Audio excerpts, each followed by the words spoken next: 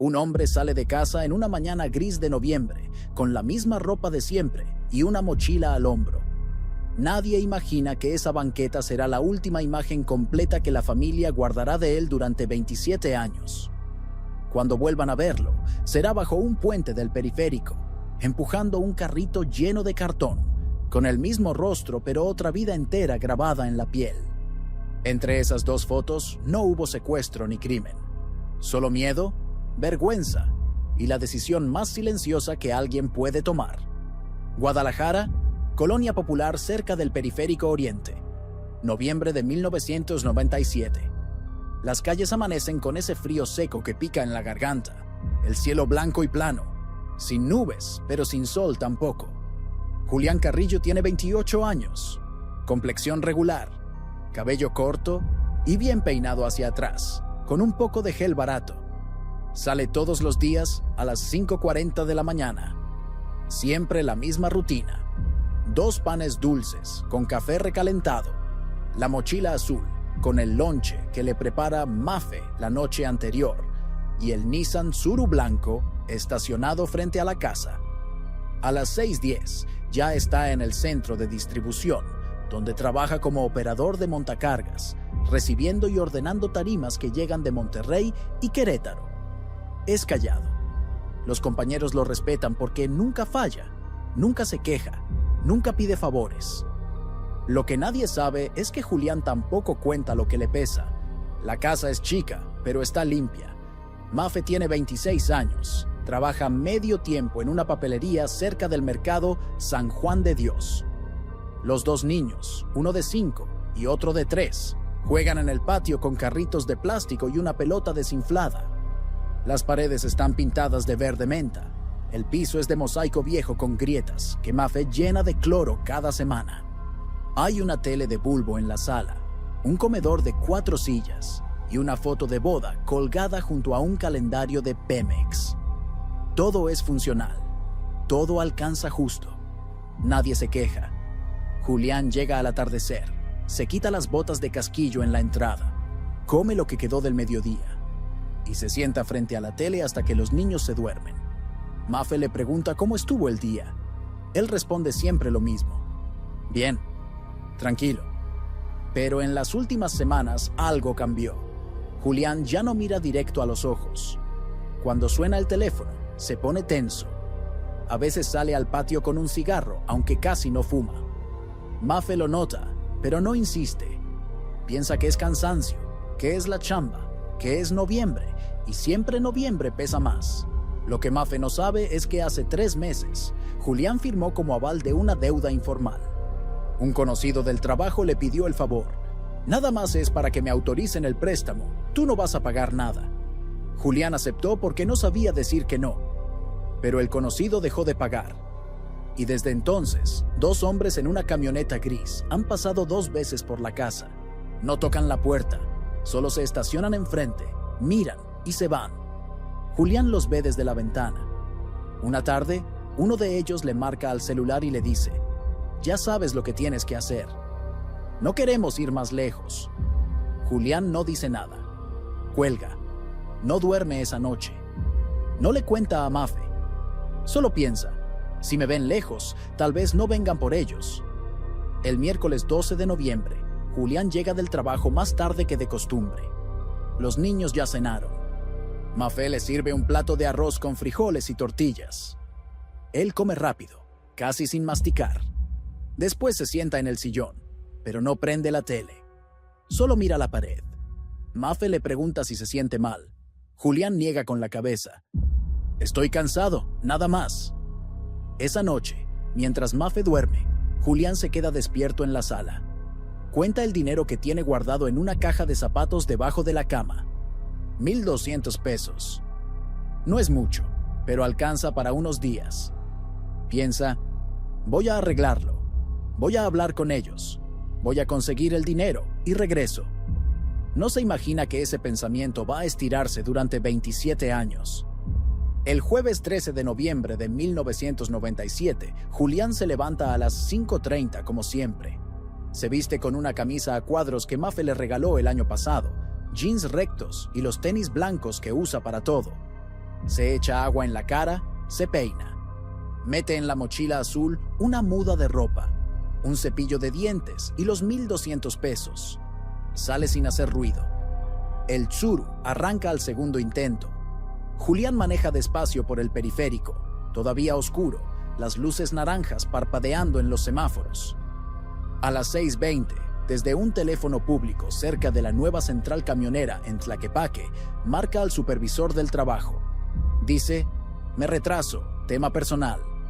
El supervisor responde: «¿Estás bien?». Julián contesta: «Sí, al rato te aviso». Cuelga, no vuelve a marcar.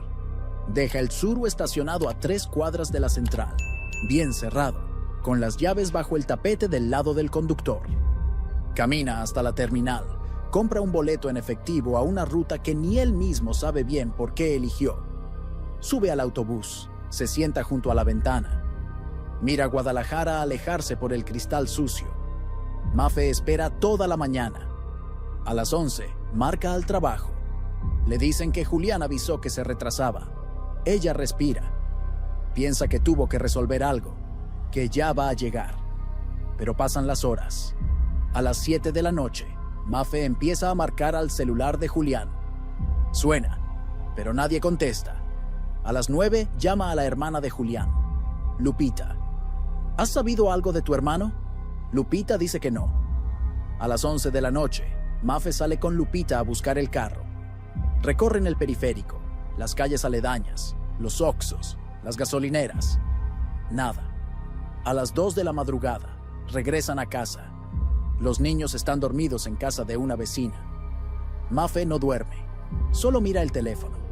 El viernes 14 de noviembre, Mafe va directo a la policía municipal. La reciben en un escritorio con papeles amontonados y una máquina de escribir vieja. El agente le pregunta los datos: nombre completo, edad, descripción física, última vez que lo vio. Mafe responde con la voz quebrada. El agente escribe lento, con 2 dedos. Le dice: a veces la gente se va unos días y regresa. Dele chance. Mafe insiste: él no es así. Algo pasó. El agente levanta la denuncia, le entrega una copia amarillenta. Si sabe algo, avísenos. Mafe sale de ahí con un nudo en el estómago. Esa misma tarde, Lupita consigue el teléfono del supervisor de Julián. Lo llaman. Él confirma: sí, me habló el jueves en la mañana. Dijo que tenía un tema personal. Sonaba normal. Mafe pregunta: ¿dijo algo más? El supervisor responde: no, solo que al rato avisaba. Nunca avisó. El sábado 15, Mafe y Lupita salen a pegar carteles. Los imprimen en una papelería del centro. Foto reciente de Julián. Descripción. Número de teléfono de la casa. Pegan en postes del periférico, en las entradas del mercado San Juan de Dios, en el área de Analco, en paradas de camión. La gente los mira, algunos preguntan. Mafe cuenta la historia una y otra vez. Nadie ha visto nada.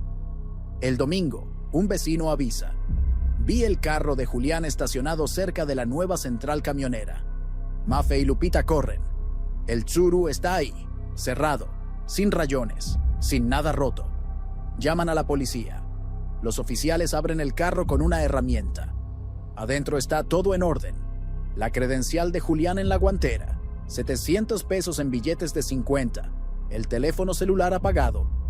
No hay señales de forcejeo, no hay manchas, no hay nada que indique violencia. Un agente dice: tal vez lo dejó y se fue con alguien. Mafe niega. ¿Con quién?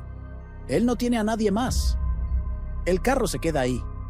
Nadie lo mueve durante días. En las semanas siguientes, Mafe no para. Recorre barrancas cercanas al periférico con vecinos y amigos. Bajan por taludes llenos de basura y hierba seca, buscando ropa, buscando algo. No encuentran nada. Llaman a hospitales. Nada. Revisan el archivo de no identificados en medicina legal. Nada. Mafe empieza a faltar al trabajo. Los niños preguntan: ¿cuándo regresa mi papá? Ella no sabe qué responder. Les dice: pronto. Pero no lo cree. La hermana de Julián, Lupita, se queda algunas noches en la casa para acompañarla. Las dos se sientan en la sala después de que los niños se duermen. Hablan en voz baja. Lupita dice, ¿y si tuvo un accidente y está en algún lado sin identificar? Mafe dice, ya revisamos. No está. Lupita insiste, ¿y si alguien se lo llevó? Mafe se queda callada. No quiere pensar en eso. En diciembre, un conocido del trabajo le cuenta a Mafe que Julián había firmado como aval de un préstamo informal. No sé más. Solo escuché eso. Mafe siente que todo empieza a cuadrar. Llama a la policía. Les cuenta. El agente anota. Vamos a investigar. Pasan semanas. No hay avances. Mafe vuelve a insistir. Le dicen, si firmó como aval y se fue, no es delito. No podemos hacer mucho. Mafe no entiende. Entonces, ¿qué hago? El agente no responde.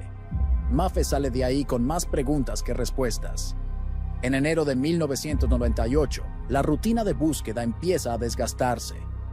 Los carteles se despegan con la lluvia. Los vecinos dejan de preguntar. La gente olvida. Mafe sigue llamando a hospitales una vez por semana. Sigue revisando los archivos de medicina legal cada mes. Pero las respuestas son siempre las mismas. No tenemos nada, señora. Los niños dejan de preguntar por su papá. Aprenden a no mencionar el tema. La casa sigue igual. El comedor de 4 sillas, la foto de boda, el calendario de Pemex. Pero ahora todo pesa más. Mientras tanto, Julián está a menos de 20 kilómetros de distancia, pero vive en otro mundo. Después de bajar del autobús en una terminal de paso, caminó sin rumbo fijo. Durmió la primera noche en una banca de un parque. Al segundo día, consiguió chambas sueltas cargando bultos en una bodega cerca de Tonalá. Le pagaron 60 pesos. Comió tacos en un puesto. Durmió bajo un toldo de lámina. Al tercer día, alguien le ofreció trabajo en una obra. Julián aceptó. No dio su nombre completo. Solo dijo, Julián. Nadie preguntó más. La obra duró 2 semanas. Le pagaron en efectivo. Con eso rentó un cuarto en una vecindad de El Salto. Un espacio de 3 por 3 metros, sin ventanas, con un colchón en el suelo y una cobija raída. El baño era compartido. Julián se quedó ahí 3 meses. Trabajaba en lo que saliera. Carga, descarga, limpieza de terrenos, velador nocturno. Nunca usaba su apellido completo. Nunca daba referencias. Evitaba hablar de más. Cuando le preguntaban de dónde era, decía, de por acá. Nadie insistía. Al principio, Julián pensaba todos los días en volver. En cuanto junte para la deuda, regreso. Pero la deuda nunca la saldó. Los trabajos eran irregulares, los pagos bajos. El dinero alcanzaba para comer y pagar el cuarto. Nada más. Pasaron meses. Un día, Julián se dio cuenta de que ya no sabía cómo volver. ¿Qué iba a decir? ¿Cómo iba a explicar? La vergüenza pesaba más que el miedo. Entonces dejó de pensar en regresar. Solo pensaba en llegar al día siguiente. ¿Quieres saber cómo Julián sobrevivió los primeros años lejos de casa? Regístrate para seguir la historia completa. En 1999, Julián ya llevaba más de 1 año fuera de casa. Había cambiado de cuarto 3 veces. Siempre zonas baratas, siempre en los márgenes de Tonalá y El Salto. Trabajaba en lo que salía. Ayudante de albañil, cargador en mercados, velador en bodegas que no pedían papeles. Comía 1 vez al día, a veces 2 si el trabajo había sido bueno. Tortillas, frijoles, lo que vendieran en los puestos más baratos. Perdió peso. La camisa a cuadros que usó el día que se fue ya estaba deshilachada. Los tenis blancos, grises de tanto polvo y cemento. La mochila azul la vendió en un tianguis por 20 pesos. Ahora cargaba sus cosas en una bolsa de plástico. Julián evitaba las zonas donde podían reconocerlo. No pasaba por el periférico oriente. No se acercaba al mercado San Juan de Dios. No tomaba camiones que fueran hacia su antigua colonia. Cuando veía una patrulla, bajaba la mirada. No por miedo a la policía, sino por miedo a que alguien preguntara su nombre completo. A veces, en las noches, cuando el cansancio no lo dejaba dormir, pensaba en Mafe, pensaba en los niños, se preguntaba si lo seguían buscando. Se preguntaba si ya lo habían olvidado. Ambas respuestas le dolían igual. En el año 2000, Julián consiguió un trabajo más estable: velador nocturno en una fábrica de blogs en las afueras de Tonalá. Le pagaban 800 pesos al mes. El turno era de 10 de la noche a 6 de la mañana. Dormía de día en un cuarto que rentaba cerca de la fábrica. Era un espacio más grande que los anteriores, con una ventana pequeña que daba a un callejón. Tenía una estufa de 2 quemadores y un colchón en mejor estado. Julián se quedó ahí casi un año. En ese tiempo, empezó a ahorrar un poco. Guardaba el dinero en una lata de galletas. No sabía para qué, pero le daba cierta tranquilidad tener algo guardado. A veces compraba un refresco y se lo tomaba sentado en la banqueta, viendo pasar los carros. No hablaba con nadie. No tenía amigos. Solo conocidos del trabajo que lo saludaban con un ¿qué onda? Y seguían de largo. Pero en marzo de 2001, todo cambió. Julián estaba ayudando a cargar una tarima de blogs cuando uno de los amarres se reventó. La tarima se desbalanceó. Julián intentó sostenerla, pero el peso lo tiró al piso. Cayó de lado, golpeándose la cabeza contra el borde de un poste de metal. No perdió el conocimiento, pero sintió un mareo fuerte y un dolor agudo detrás de la oreja. Los compañeros lo levantaron. Le dijeron que fuera al doctor. Julián no fue. No tenía seguro, no tenía dinero para una consulta. Se limpió la sangre con su camisa y siguió trabajando. Esa noche, el dolor de cabeza no se le quitó. Tampoco al día siguiente, ni a la semana. Con el tiempo, el dolor físico se fue, pero algo más se quedó. Julián empezó a sentir episodios de desorientación. A veces no sabía qué día era. A veces olvidaba dónde había dejado sus cosas. Se volvió más lento, más distraído. En el trabajo empezaron a notarlo. El encargado le dijo: ¿qué te pasa, Julián? Estás como ido. Julián no supo qué responder. Unas semanas después, lo dejaron ir. Ya no hay chamba para ti. Julián no reclamó. Recogió sus cosas y se fue. Perdió el cuarto porque no pudo pagar la renta. Volvió a dormir en la calle. Esta vez no fue temporal. Julián ya no tenía la energía para buscar trabajo como antes. Los episodios de confusión eran más frecuentes. A veces pasaba horas sentado en una banca sin hacer nada, solo mirando al frente. La gente pasaba a su lado y no lo veía. Julián empezó a volverse invisible. En 2002, alguien le enseñó que podía ganar algo de dinero juntando cartón y vendiéndolo en los centros de reciclaje.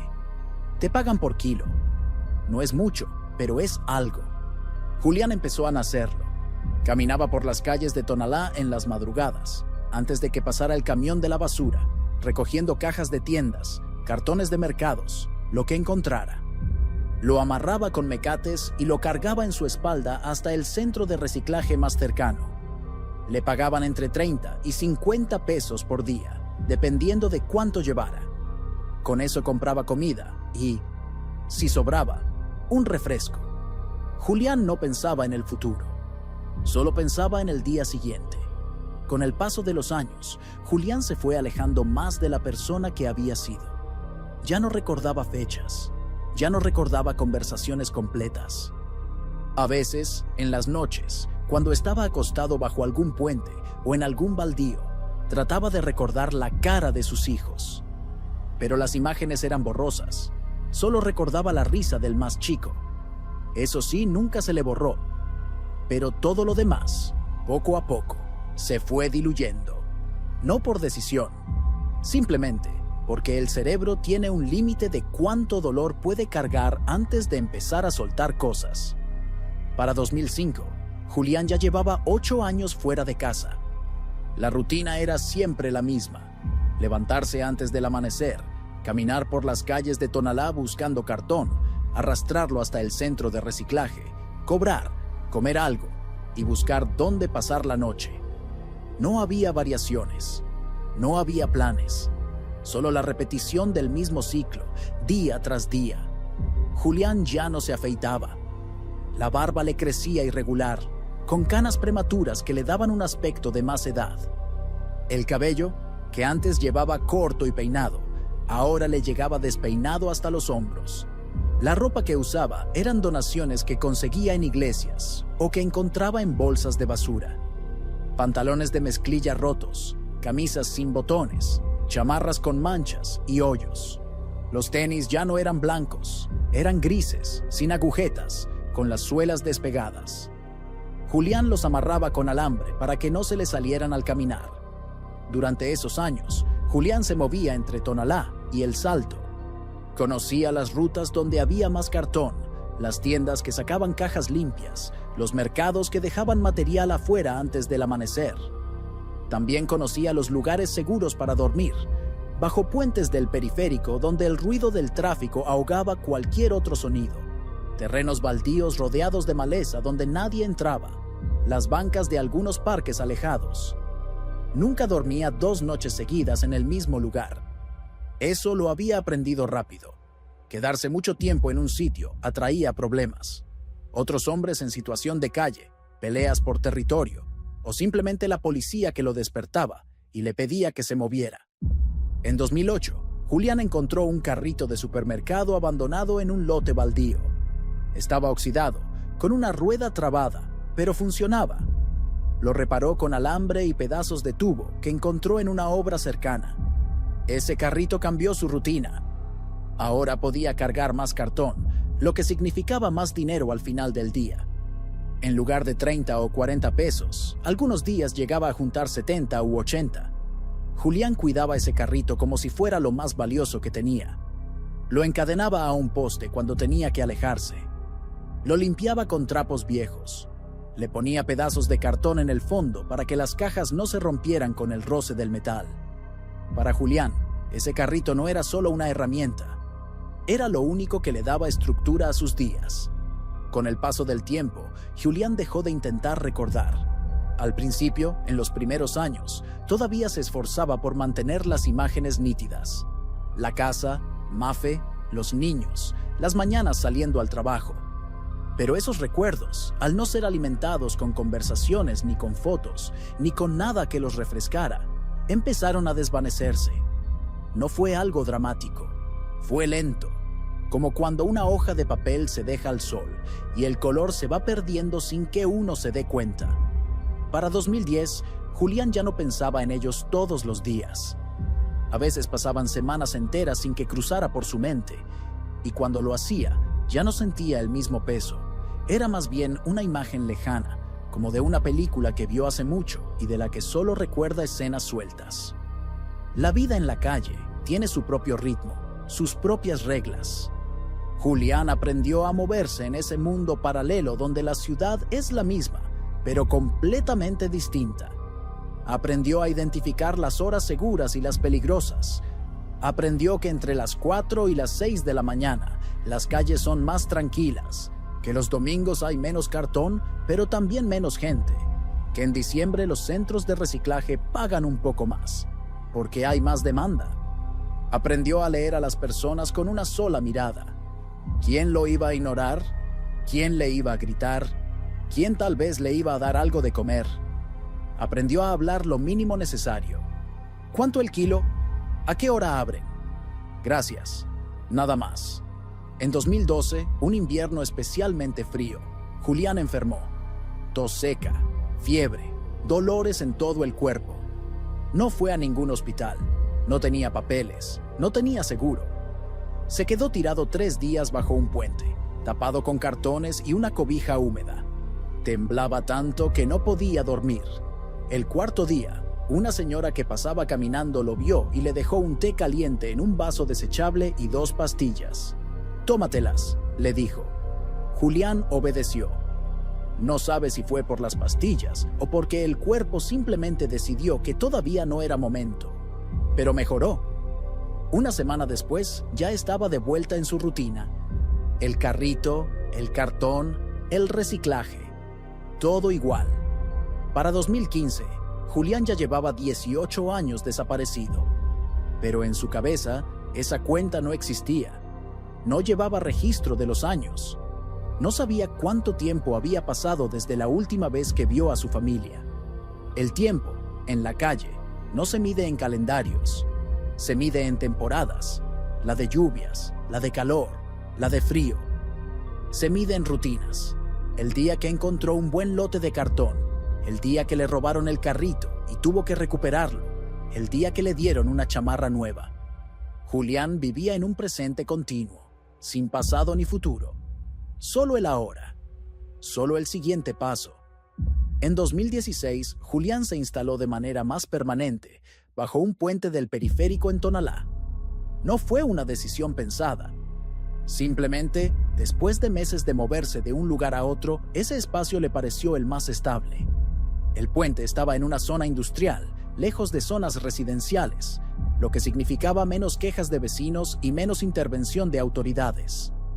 Debajo había espacio suficiente para él y su carrito. Los pilares de concreto ofrecían cierta protección contra el viento y la lluvia. El ruido constante del tráfico en las alturas se volvió parte del fondo sonoro de sus días. Julián ya no lo notaba. Era como el zumbido de un refrigerador viejo, siempre presente, pero invisible al oído. El lugar no era bonito. Las paredes de concreto estaban cubiertas de grafiti en capas, nombres, insultos, dibujos sin forma, fechas viejas. El piso estaba lleno de basura acumulada, envases de aceite, llantas viejas, bolsas rotas, botellas de vidrio quebradas. Había un olor persistente a humedad y a orines. Pero para Julián, ese lugar cumplía su función. Era un techo invisible. Nadie lo molestaba ahí. Podía dejar su carrito encadenado a uno de los pilares sin que se lo robaran. Podía dormir algunas horas sin que lo despertaran. Eso, en la calle, ya era mucho. La rutina de Julián en esos años era mecánica. Se levantaba cerca de las 4 de la mañana, cuando la ciudad todavía estaba oscura y fría. Empujaba su carrito por las calles de Tonalá, revisando las salidas traseras de tiendas, los contenedores de basura de mercados, las esquinas donde sabía que dejaban cartón. Caminaba despacio, con pasos cortos, la espalda encorvada por el peso de los años y del esfuerzo diario. Cuando encontraba una caja o un montón de cartón, lo doblaba con cuidado, lo acomodaba en el carrito y lo amarraba con mecates. A veces tardaba toda la mañana en llenar el carrito. Otras veces, si había suerte, en un par de horas ya tenía suficiente. Cerca del mediodía, Julián llevaba el cartón al centro de reciclaje. Era un terreno grande rodeado de malla ciclónica, con básculas industriales en la entrada y montañas de material apilado en el fondo. Cartón, plástico, metal, vidrio. Julián conocía a los encargados, no por nombre, pero sí de vista. Ellos tampoco le preguntaban nada. Solo pesaban el material, le daban el dinero en efectivo y lo dejaban irse. Algunos días ganaba 60 pesos, otros 80. En los buenos, hasta 100. Con eso compraba comida, tacos de guisado en puestos baratos, un refresco, pan dulce. Si sobraba algo, lo guardaba en una bolsa de plástico que llevaba amarrada a la cintura, debajo de la ropa. Por las tardes, Julián volvía a su lugar bajo el puente. Se sentaba en el suelo, con la espalda recargada en uno de los pilares, y descansaba. A veces se quedaba dormido ahí mismo, con el ruido del tráfico arriba. Otras veces solo miraba al frente, sin pensar en nada en particular. La mente, después de tanto tiempo en la calle, aprende a apagarse. Es un mecanismo de defensa. Si piensas demasiado, te vuelves loco. Entonces dejas de pensar. Solo existes. En 2018, un grupo de voluntarios comenzó a hacer recorridos por esa zona. Eran jóvenes de una iglesia local que repartían comida caliente y cobijas a personas en situación de calle. Julián los vio pasar varias veces. Al principio, no se acercaba. No le gustaba la idea de recibir ayuda.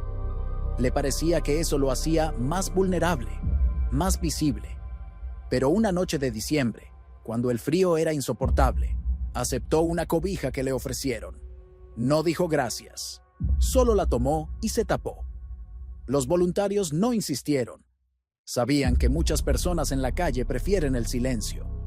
Con el tiempo, Julián se acostumbró a verlos. Algunos domingos aceptaba un plato de comida, sopa, arroz, tortillas. Nunca hablaba con ellos, solo recibía y se alejaba.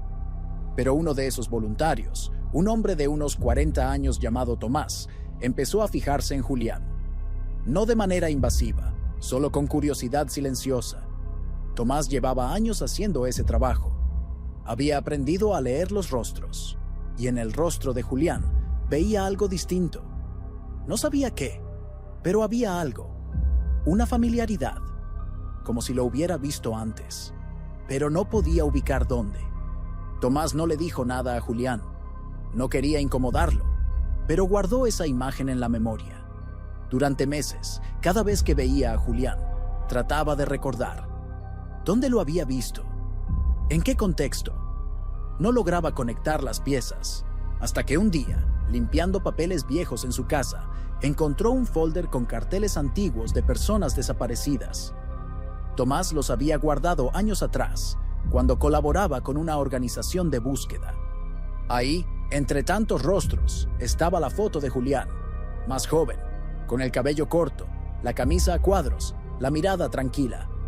El nombre, Julián Carrillo. Fecha de desaparición, 13 de noviembre de 1997. Tomás se quedó paralizado. No podía creerlo. Ese hombre del puente, ese hombre del carrito de cartón, era Julián Carrillo. Llevaba 27 años desaparecido y estaba ahí, a unos kilómetros de su casa, vivo. Tomás no actuó de inmediato. Sabía que las cosas en la calle no funcionan con prisas. Si llegaba directamente con Julián y le decía, «Te reconocí, tu familia te busca», podía asustarlo. Podía hacer que desapareciera otra vez. Entonces decidió ir con cuidado. Primero, verificó que realmente fuera él. Volvió al puente varios domingos seguidos. Observaba a Julián de lejos, comparando mentalmente el rostro del cartel con el rostro actual. Las diferencias eran evidentes. El cabello canoso, la barba descuidada, las arrugas profundas, la delgadez extrema. Pero los ojos eran los mismos. La forma de la nariz, la postura al caminar, la manera de doblar el cartón antes de acomodarlo en el carrito. Todo coincidía. Una vez que estuvo seguro, Tomás buscó información. Recordaba que el cartel mencionaba a la esposa, María Fernanda. No tenía apellido completo, pero tenía el nombre. Preguntó con discreción en la zona donde había circulado el cartel en su momento. Habló con algunos vecinos viejos, gente que llevaba décadas viviendo en esas colonias. Una señora mayor recordaba el caso. «Ah, sí, el señor que desapareció. La esposa se llama Mafe, todavía vive por acá». La señora le dio una referencia de la calle. Tomás agradeció y se fue. No fue directamente a tocar la puerta. Primero quiso confirmar que fuera la persona correcta. Pasó varias veces frente a la casa. Era la misma que aparecía en algunas fotos viejas de los carteles. Fachada color verde menta, reja metálica, ventana pequeña al frente. Un día, vio salir a una mujer de unos 50 años. Cabello corto, lentes, bolsa de mandado en la mano. Caminaba despacio, con la mirada baja. Tomás la observó desde la esquina. No se acercó. Todavía no. Decidió hablar primero con un conocido que tenía contactos con organizaciones de búsqueda de personas. Le contó lo que había visto. «Creo que encontré a alguien, pero no sé cómo manejarlo». El conocido le sugirió que contactara a la Comisión de Búsqueda del Estado. Ellos tienen protocolos. Saben cómo manejar estos casos. Tomás lo pensó, pero le pareció demasiado formal, demasiado lento. Al final, tomó la decisión de hablar con alguien de la colonia, alguien de confianza que conociera a Mafe. Encontró a un vecino de toda la vida, un señor de unos 60 años que vendía aguas frescas en la esquina. Tomás le explicó la situación. El señor lo miró con desconfianza al principio. «¿Y cómo sé que no es una broma?». Tomás le mostró el cartel viejo y le contó los detalles. El señor se quedó callado. Luego dijo: «Si es cierto, hay que decirle a Mafe. Pero con cuidado. Esa señora ya sufrió mucho». Tomás asintió. «Por eso te lo digo a ti, para que tú lo hagas». El vecino aceptó. Esa misma tarde, tocó la puerta de Mafe. Ella abrió, sorprendida de verlo. ¿Pasa algo? El vecino respiró hondo. Mafe, necesito que te sientes. Tengo que decirte algo. Mafe lo dejó pasar. Se sentaron en la sala. El vecino le contó todo. El voluntario, el puente, el carrito de cartón, el reconocimiento. Mafe no dijo nada durante varios segundos. Luego, con la voz quebrada, preguntó: ¿Estás seguro? El vecino respondió: No puedo estar 100% seguro, pero el voluntario dice que sí, que es él. Mafe sintió que el piso se movía. 27 años. 27 años buscando, preguntando, esperando. Y ahora le decían que Julián estaba vivo, que estaba a unos kilómetros, que vivía en la calle. No lloró, no gritó, solo se quedó inmóvil, con las manos apretadas sobre las rodillas. Luego preguntó: ¿Dónde está? El vecino le dio la dirección del puente. Mafe se levantó. Voy ahora. El vecino la detuvo. Espera, mejor vamos mañana temprano, con calma. Yo te acompaño. Esa noche, Mafe no durmió. Se sentó en la sala, con las luces apagadas, mirando la foto de boda que seguía colgada en la pared. La misma foto que llevaba 27 años ahí. Pensó en todas las veces que había imaginado este momento, en todas las versiones posibles de un reencuentro, pero nunca se había imaginado esta. Nunca se imaginó que lo encontraría viviendo bajo un puente, empujando un carrito de cartón. Siempre pensó que, si aparecía, sería en un hospital, o en otra ciudad con otra vida, o muerto. Pero no así, no en la misma ciudad, no tan cerca. A las 5 de la mañana, Mafe ya estaba lista. Se puso una chamarra, agarró su bolsa y salió. El vecino la estaba esperando afuera. ¿Segura que quieres ir ahorita? Mafe asintió. Sí, ahora. Caminaron hasta la parada de camión. Tomaron el colectivo que iba hacia Tonalá. El trayecto fue silencioso. Mafe miraba por la ventana, viendo pasar las calles que conocía de toda la vida. Las mismas calles por las que Julián había caminado durante 27 años, sin que ella lo supiera. Bajaron cerca del periférico. Caminaron unas cuadras más. El vecino señaló: Es ahí, bajo ese puente. Mafe se detuvo. Respiró profundo. Luego siguió caminando. El sol todavía no salía del todo. La luz era gris, difusa, sin sombras definidas. El ruido del tráfico en el periférico era constante, como un río que nunca se detiene. Mafe caminó despacio hacia el puente. Sus piernas temblaban, pero no se detuvo. El vecino iba detrás, a unos pasos de distancia, dándole espacio. Bajo el puente, entre los pilares de concreto marcados con grafiti, vio la figura de un hombre de espaldas. Estaba agachado junto a un carrito metálico, acomodando cartones con movimientos lentos. Vestía una chamarra gastada, jeans sucios, tenis viejos. El cabello canoso le caía despeinado sobre los hombros. Mafe se acercó más. Sus pies hacían ruido contra el pavimento irregular, pero el hombre no volteó. Estaba concentrado en lo suyo. Mafe se detuvo a unos 3 metros de distancia. Su corazón latía tan fuerte que sentía el pulso en las sienes.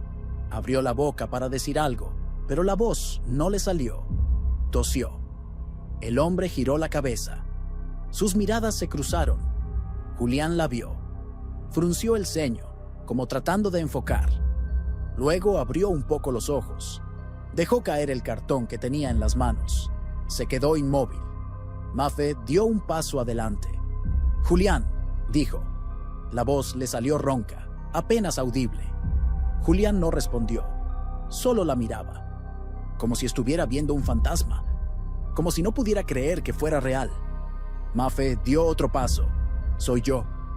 «Mafe». Julián parpadeó. Tragó saliva. Movió los labios, pero no salió sonido. Luego, muy despacio, dijo: «Pensé que ya no me iban a buscar». La frase cayó como una piedra. Mafe sintió que las piernas se le doblaban. Se llevó una mano a la boca. Las lágrimas le salieron sin control. No dijo nada.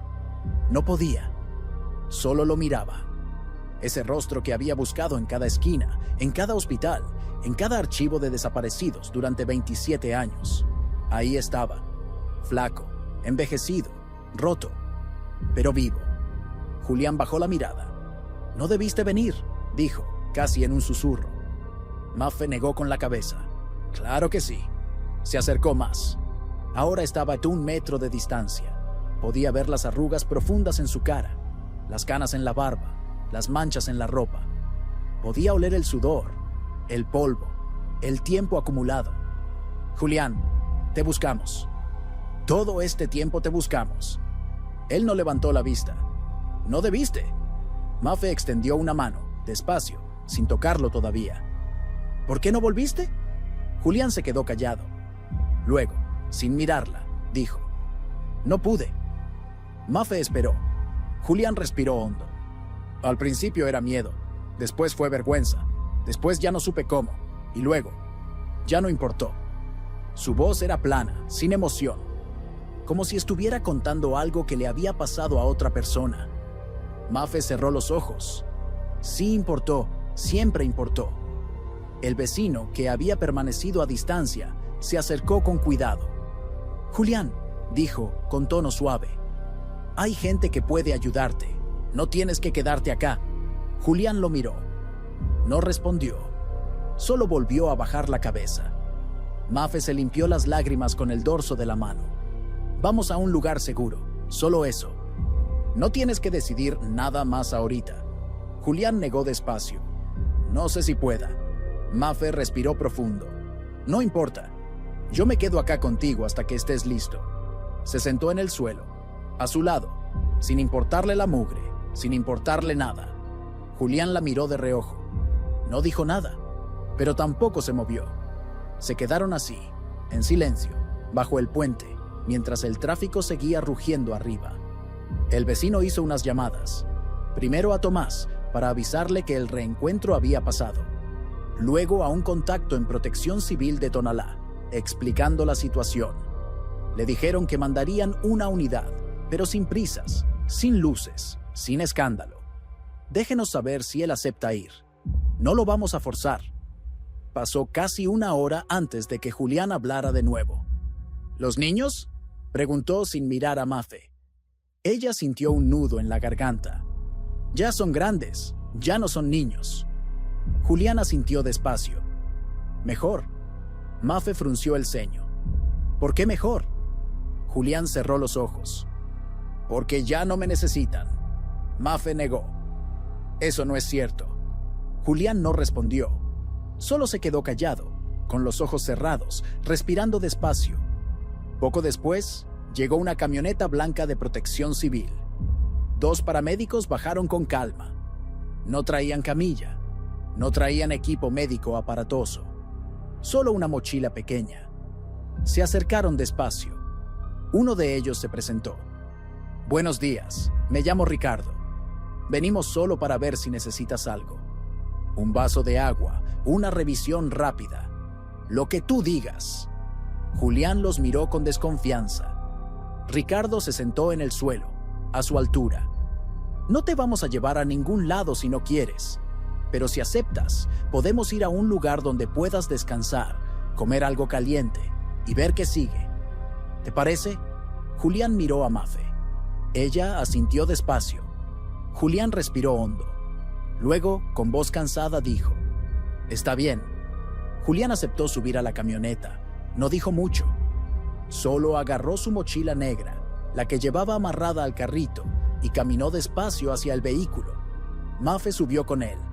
Se sentó a su lado, sin hablar, sin presionar. Ricardo, el paramédico, manejó con calma hacia el módulo de Protección Civil en Tonalá. Era un edificio pequeño, de 1 piso, con paredes blancas y ventanas con rejas. Adentro había un escritorio, unas sillas de plástico, un bebedero y una puerta que daba a un cuarto con una camilla. Ricardo le ofreció agua. Julián tomó el vaso con las 2 manos y bebió despacio, como si no recordara cuándo fue la última vez que tomó algo limpio. Luego le ofrecieron un sándwich. Julián lo aceptó. Se lo comió en silencio, sentado en una de las sillas, con la mochila en el suelo entre sus pies. Mafe lo observaba desde el otro lado del cuarto.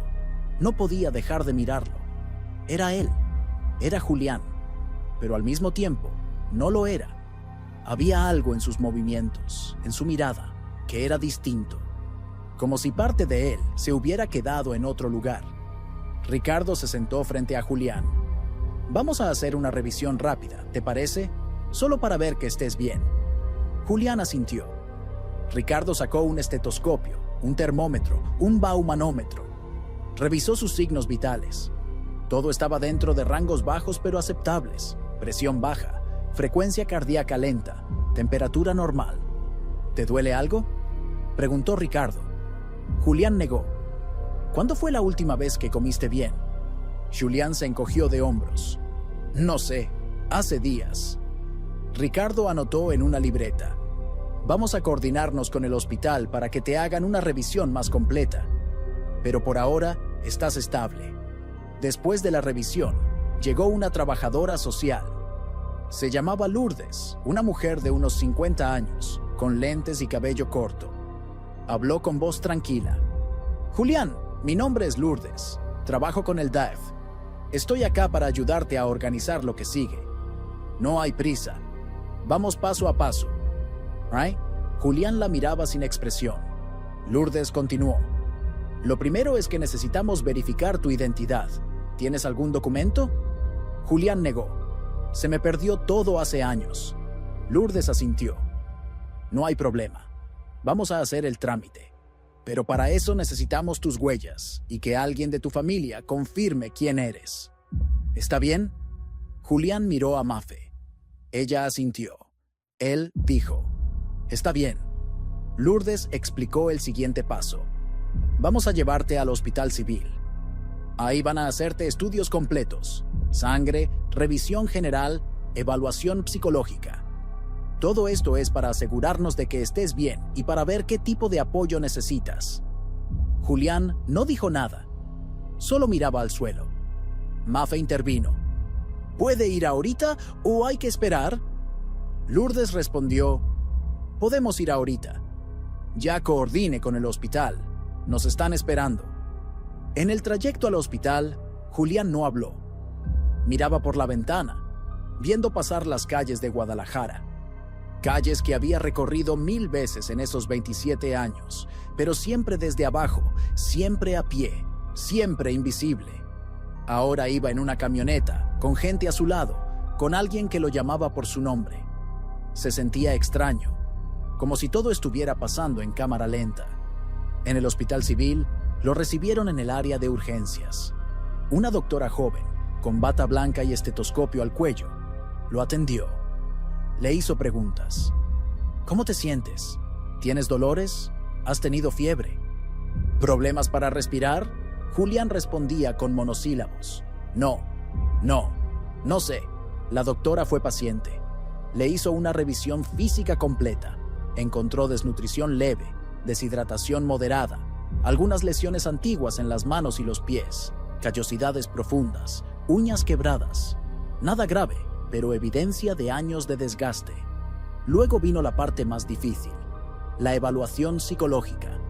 Un psicólogo del hospital, un hombre de unos 40 años llamado Fernando, se sentó con Julián en un consultorio pequeño. Mafe esperó afuera. Fernando empezó con preguntas suaves. ¿Cómo te sientes ahorita? Julián tardó en responder. Cansado. Fernando asintió. ¿Recuerdas por qué te fuiste de tu casa? Julián cerró los ojos. ¿Sí? Fernando esperó. Julián continuó. Tenía miedo. Firmé como aval de una deuda. Me amenazaron. Pensé que si me iba, no iban a buscar a mi familia. Fernando anotó. ¿Y por qué no regresaste después? Julián abrió los ojos. Porque no pude juntar el dinero, y luego ya no supe cómo volver. Fernando siguió preguntando. ¿En algún momento sentiste que no sabías quién eras? ¿O dónde estabas? Julián pensó. A veces, sobre todo después de que me caí en la obra. Me dolía mucho la cabeza. Y luego, no sé, los días se hacían iguales. Ya no importaba nada. Fernando anotó más. Después de 1 hora de conversación, Fernando salió a hablar con Lourdes y Mafe. Tiene síntomas compatibles con un trastorno disociativo prolongado, probablemente desencadenado por el trauma inicial y agravado por el golpe en la cabeza en 2001. También hay señales de duelo no resuelto y aislamiento extremo. Va a necesitar terapia, pero es funcional. Entiende lo que pasa. Solo necesita tiempo. Mafe escuchó todo en silencio. Luego preguntó, ¿puede volver a casa? Fernando negó despacio. No de inmediato. Sería abrupto para él y para ustedes. Lo mejor es que empiece en un espacio neutral. Un albergue temporal donde pueda adaptarse, recibir terapia y poco a poco ir reconectando. Julián fue trasladado a un albergue temporal del DIF en Guadalajara. No era un lugar grande. Tenía capacidad para unas 20 personas, con cuartos compartidos, baños comunes, un comedor y una sala de estar con tele. A Julián le asignaron una cama en un cuarto de 4 personas. Le dieron ropa limpia, 2 pantalones, 3 camisas, ropa interior, calcetines, unos tenis nuevos. También le dieron artículos de higiene, jabón, shampoo, cepillo de dientes, rastrillos. Todo en una bolsa de tela con su nombre escrito a mano. Los primeros días fueron difíciles. Julián no estaba acostumbrado a dormir en una cama. La primera noche se bajó y durmió en el suelo, junto a la pared. Uno de los encargados lo encontró así en la mañana. No lo regañaron. Solo le dijeron, cuando estés listo, la cama está ahí. Julián tampoco estaba acostumbrado a comer 3 veces al día. En el albergue servían desayuno, comida y cena. Julián comía poco, despacio, como si no confiara en que la comida fuera a seguir estando ahí mañana. Guardaba pan en los bolsillos. Una trabajadora social lo notó y le explicó, no tienes que guardar comida. Vamos a ver mañana. Y pasado. Siempre. Julián asintió, pero siguió guardando pan durante semanas. El proceso de identificación oficial comenzó. La Fiscalía y la Comisión de Búsqueda de Jalisco se coordinaron para verificar que Julián Carrillo, desaparecido en 1997, fuera la misma persona que estaba en el albergue. Tomaron sus huellas dactilares y las cruzaron con las del archivo. Coincidían. También verificaron una cicatriz antigua en el antebrazo izquierdo que Mafe había mencionado en la denuncia original. Estaba ahí. Finalmente, Mafe y Lupita fueron citadas para un reconocimiento formal. Las dos lo vieron a través de un vidrio. Mafe dijo, es él. Lupita, con la voz quebrada, confirmó, sí, es mi hermano. Con la identificación confirmada, el caso de desaparición fue cerrado administrativamente. Julián fue registrado como localizado con vida. No hubo conferencia de prensa, no hubo cámaras. La Comisión de Búsqueda emitió un comunicado breve en su página oficial. Se informa la localización con vida de Julián Carrillo, reportado como desaparecido en 1997. La persona se encuentra en proceso de reintegración social y recibiendo atención médica y psicológica. Se solicita respeto a su privacidad. Eso fue todo. Mientras tanto, Julián comenzó terapia. 2 veces por semana, un psicólogo del DIF se sentaba con él en un consultorio pequeño. Las primeras sesiones fueron en silencio. Julián no hablaba, solo miraba la pared. El psicólogo no lo presionaba. Está bien, podemos quedarnos así. No hay prisa. Con el tiempo, Julián empezó a soltar palabras sueltas. No quería hacerles daño. Pensé que iba a arreglar las cosas. No supe cómo volver. El psicólogo escuchaba. No juzgaba, solo escuchaba. En una de las sesiones, Julián preguntó, ¿puedo ver a mis hijos? El psicólogo le respondió, sí, pero tiene que ser gradual. Ellos también necesitan prepararse. Julián asintió. Lourdes, la trabajadora social, coordinó una reunión con Mafe y los 2 hijos de Julián. Ninguno de los 2 vivía ya con Mafe. El mayor, de 32 años, trabajaba en una fábrica en El Salto. El menor, de 30, era mecánico en un taller de Tlaquepaque. Los 2 habían crecido sin padre. Habían aprendido a vivir con esa ausencia. Cuando Lourdes les explicó que su padre había aparecido, las reacciones fueron distintas. El mayor dijo, quiero verlo. El menor dijo, no sé si pueda. Lourdes respetó ambas decisiones. Está bien, cada quien tiene su tiempo. Una semana después, el hijo mayor fue al albergue. Entró al cuarto de visitas. Julián estaba sentado en una silla, con las manos sobre las rodillas. Cuando vio entrar a su hijo, se levantó despacio. El hijo se quedó parado en la puerta. Se miraron. Ninguno dijo nada durante varios segundos. Luego, el hijo habló. «No sé qué decirte». Julián bajó la mirada. «No tienes que decir nada». El hijo se acercó. Se sentó en la silla de enfrente. «¿Por qué no volviste?» Julián respiró hondo. «Porque tuve miedo, y luego vergüenza, y luego ya no supe». La conversación fue corta. 20 minutos. No hubo abrazos. No hubo lágrimas. Solo dos hombres sentados frente a frente, tratando de entender 27 años en una tarde. Al salir, el hijo le dijo a Lourdes: «Voy a volver, pero necesito tiempo». Lourdes asintió. «Todo el que necesites». El hijo menor no fue. Le dijo a Mafe: «No estoy listo, tal vez más adelante». Mafe no lo presionó. «Está bien, hijo, cuando estés listo». Después de 2 meses en el albergue, Julián comenzó a estabilizarse.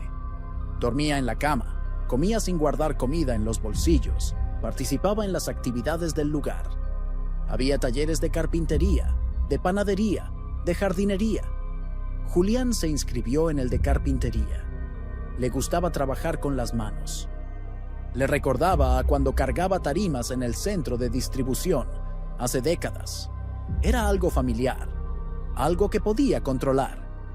El taller era en un cuarto al fondo del albergue, con mesas de madera, herramientas colgadas en la pared y olor a aserrín.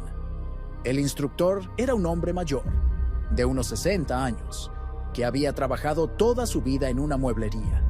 Era paciente.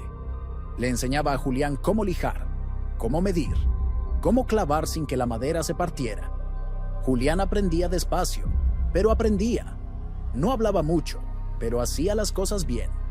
El instructor lo notó. «Tienes buena mano», le dijo un día. Julián no respondió, solo asintió. Mientras tanto, Lourdes trabajaba en la reintegración formal de Julián a la vida civil. El primer paso era recuperar su identificación oficial. Julián no tenía credencial de elector, no tenía acta de nacimiento a la mano, no tenía nada. Lourdes inició los trámites. Solicitó una copia certificada del acta de nacimiento al registro civil. Tardaron 3 semanas, pero llegó. Con eso, tramitaron una credencial de elector nueva. Julián fue a tomarse la foto. Se veía distinto a como se veía en 1997. Más delgado, más viejo, con canas. Pero la credencial salió. Por primera vez en 27 años, Julián Carrillo volvía a existir oficialmente. El siguiente paso era buscar opciones de vivienda. Julián no podía quedarse en el albergue para siempre. El límite eran 6 meses. Lourdes le explicó las opciones.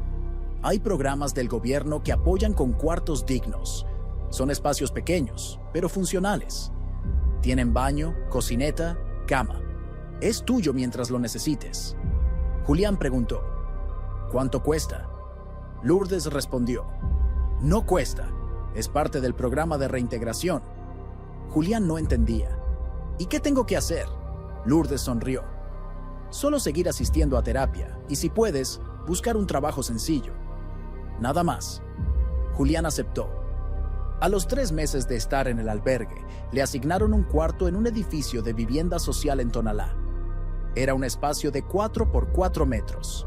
Tenía una cama, una mesa pequeña, una cocineta de 2 quemadores, un baño con regadera. Las paredes estaban pintadas de blanco.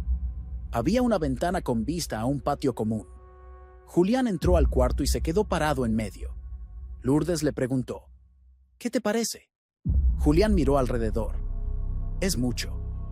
Lourdes frunció el ceño. ¿Mucho? Julián asintió. Nunca tuve algo así. Lourdes sonrió. Pues ahora sí. Julián empezó a vivir solo. Al principio fue difícil. No sabía cómo usar la estufa. No sabía cómo pagar los servicios. Lourdes lo acompañó las primeras semanas. Le enseñó a ir al Oxxo a pagar la luz y el agua. Le enseñó a comprar despensa en el mercado Le enseñó a cocinar cosas sencillas: arroz, frijoles, huevo. Julián aprendía despacio, pero aprendía. Cada semana, Lourdes pasaba a visitarlo. ¿Cómo vas? Julián respondía: bien. Y era cierto, iba bien. Paralelamente, Julián seguía yendo a terapia. Ahora iba a un centro de salud cercano a su nuevo cuarto. Las sesiones continuaban. El psicólogo le preguntó un día: ¿has pensado en buscar trabajo? Julián se quedó callado. No sé si alguien me vaya a contratar.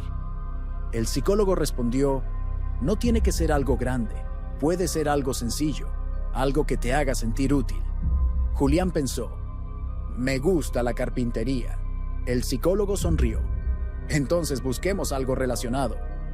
Lourdes ayudó a Julián a buscar opciones. Encontraron un taller pequeño en Tonalá que necesitaba ayudante.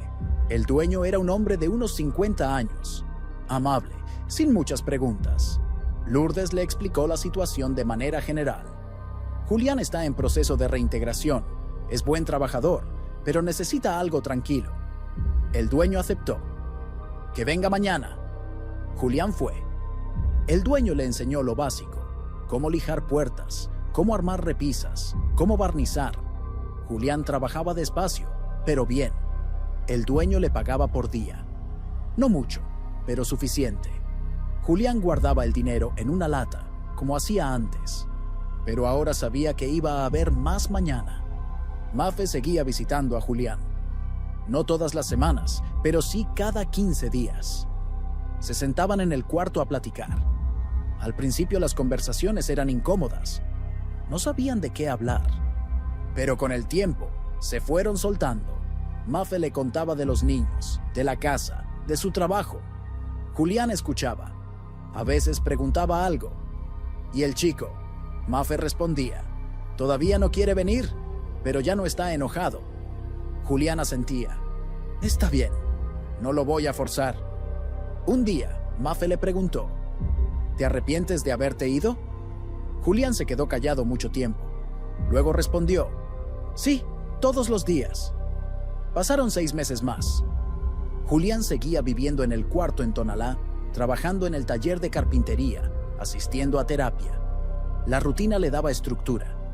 Se levantaba temprano, desayunaba algo sencillo, caminaba al taller, trabajaba hasta el mediodía, comía en un puesto cercano, regresaba al taller hasta las 5 de la tarde, volvía a su cuarto, cenaba, veía un rato la tele que le habían donado en el albergue y se dormía. No era una vida espectacular, pero era una vida. En ese tiempo, el hijo mayor lo visitó 2 veces más. Las conversaciones seguían siendo cortas, pero ya no tan tensas. En una de esas visitas, el hijo le preguntó: ¿qué sentías cuando vivías en la calle? Julián pensó antes de responder. Nada, eso era lo raro. No sentía nada, ni tristeza ni miedo. Solo, nada. El hijo frunció el ceño.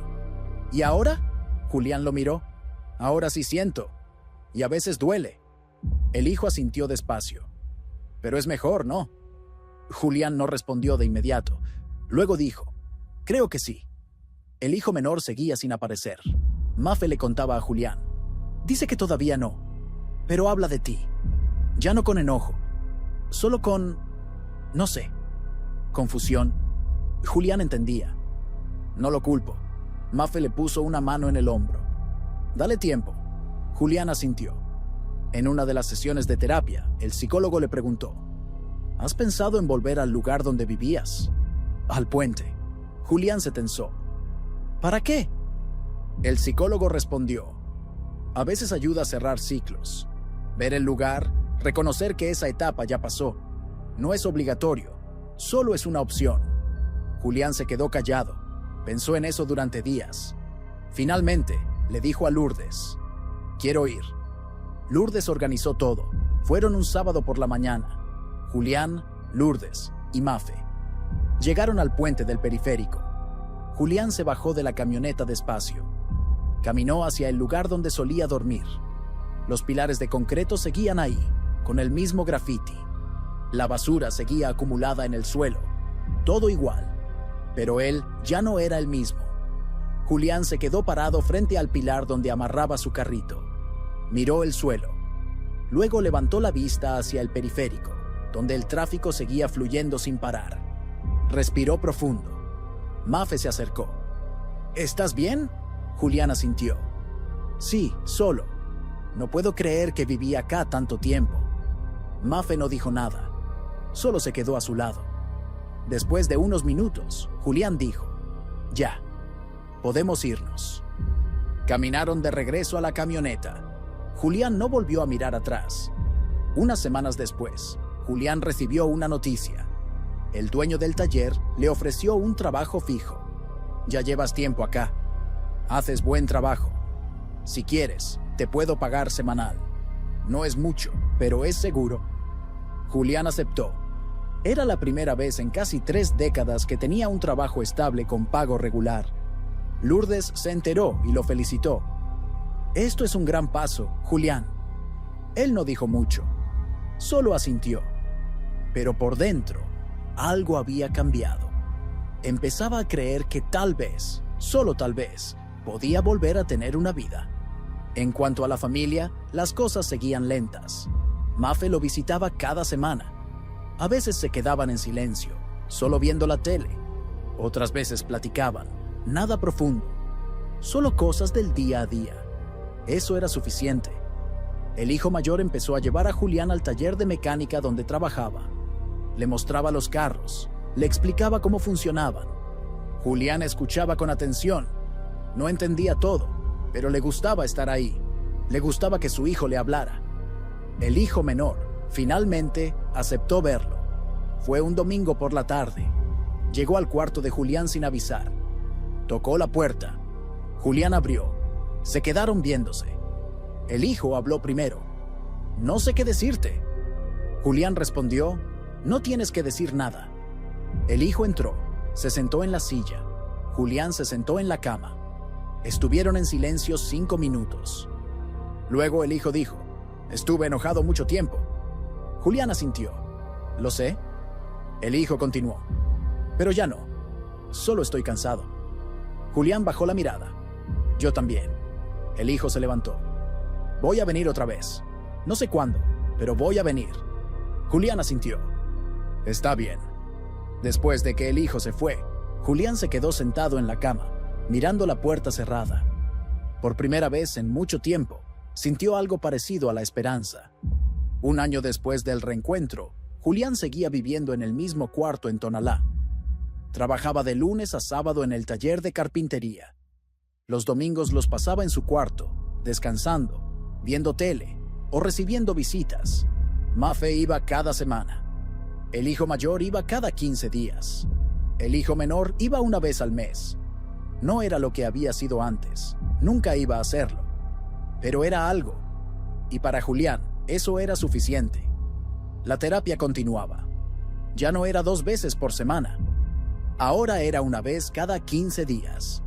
El psicólogo le preguntó en una sesión: ¿cómo te sientes con tu vida ahorita? Julián pensó: diferente. No sé si mejor, pero diferente. El psicólogo asintió. ¿Y qué significa diferente para ti? Julián buscó las palabras. Antes no sentía nada. Ahora siento. A veces es bueno. A veces duele. Pero es real. El psicólogo sonrió. Eso es un avance grande, Julián. Julián también empezó a hacer cosas que antes no hacía. Compraba ropa nueva cuando la necesitaba. Se cortaba el cabello cada mes. Ahorraba un poco de dinero en una cuenta que Lourdes lo ayudó a abrir. No era mucho, pero era suyo. A veces, en las noches, se sentaba en la silla frente a la ventana y miraba el patio común. Veía a los vecinos pasar, niños jugando, señoras colgando ropa, perros corriendo. Vida normal. Vida que él había olvidado que existía. Mafe y Julián nunca volvieron a vivir juntos. Eso quedó claro desde el principio. Demasiados años, demasiado dolor. Pero encontraron una manera de estar presentes el uno para el otro. Mafe le contaba de su trabajo, de los vecinos, de cosas sin importancia. Julián escuchaba. A veces le contaba del taller, de lo que estaba haciendo. No eran conversaciones profundas, pero eran reales, y eso importaba. Un día, Mafe le preguntó, ¿alguna vez pensaste en nosotros cuando estabas en la calle? Julián se quedó callado. Luego dijo, al principio sí, todos los días, pero después ya no, porque dolía mucho. Mafe asintió. Entiendo. Julián continuó. No fue porque no me importaran, fue porque no podía cargar con eso y seguir viviendo. Mafe le puso una mano sobre la suya. Lo sé. Los hijos seguían procesando todo a su manera. El mayor había empezado a llevar a Julián a comer tacos los domingos. No hablaban mucho, solo comían. Veían pasar los carros y se despedían. Pero era un ritual. Y los rituales construyen puentes. El menor seguía siendo más distante, pero ya no evitaba el tema. Cuando Mafe mencionaba a Julián, él escuchaba. No cambiaba de tema. Eso ya era algo. En cuanto a la sociedad, no hubo reconocimiento público. No hubo placas. No hubo homenajes. No hubo nada de eso. Julián no era un héroe. No era una víctima espectacular. Era solo un hombre que se perdió y luego fue encontrado. Un hombre que cometió errores, que sufrió consecuencias y que estaba tratando de reconstruir lo que quedaba. Eso no genera titulares, pero genera vida. Julián seguía yendo a terapia, seguía trabajando, seguía viendo a su familia poco a poco.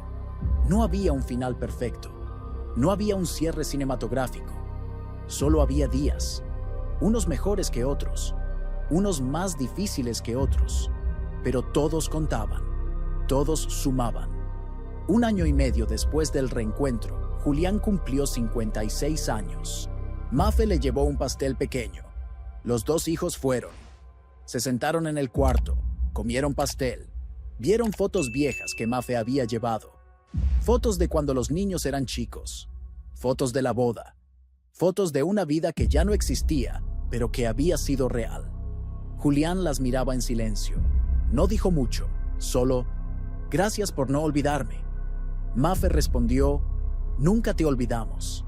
Cuando todos se fueron, Julián se quedó solo en el cuarto. Guardó las fotos en una caja. Se sentó en la cama. Miró alrededor. El cuarto pequeño, la estufa, la ventana, la puerta. Todo simple, todo funcional, todo suyo. Por primera vez en décadas, Julián sintió algo parecido a la paz. No era felicidad, no era plenitud, pero era paz. Y por ahora, eso bastaba. La historia de Julián Carrillo no terminó con un milagro. Terminó con trabajo diario, terapia constante, familia paciente y un hombre que aprendió a vivir de nuevo. No hubo redención espectacular, solo pequeños pasos, uno detrás de otro. Y eso, al final, fue suficiente.